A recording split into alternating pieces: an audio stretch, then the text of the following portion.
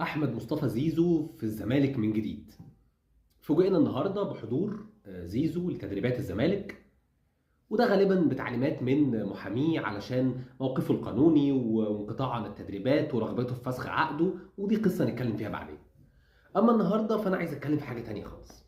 اديك جيت اهو يا سيدي النادي ومحدش عمل لك حاجه، ما كانش في بلطجيه مستنيينك بره يعني، ولا حد كان عايز يطفي السجاير في ايدك. المفارقه ان اللي عمال بقاله شهر ده يكلمك عن حقوق الانسان وحقوق الحيوان هو نفسه رايح لنادي جماهيره ومسؤوليه ومنتسبيه من اعلاميين وغيره ما يعرفوش ريحه تقدير واحترام الانجازات والسنين والعشر. بمجرد ما يقرروا انك ما بقتش مناسب ليهم هتلاقيهم بيرموك رمية الحيوانات الضالة. واظن زيزو وابوه وغيرهم شافوا اللي حصل مع كولر.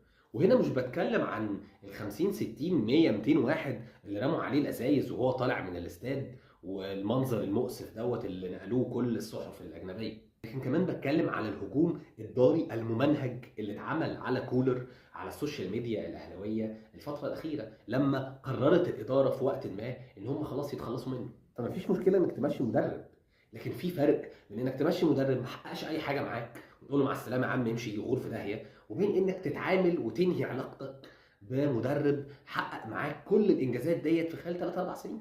سيبك من كولر، روح شوف رامي ربيعه واللي نزله مؤخرا من الرساله اللي جات له من واحد من المشجعين، وفي غيرها كتير الراجل اكيد ما نزلهاش، من الشتايم وقله الادب في لاعب المفروض ان هو من ولاد النادي وعمره ما غلط في حق النادي، واحد منهم يعني من ولادهم، مش جاي بقى عليهم من بره، وغيره وغيره من الحالات.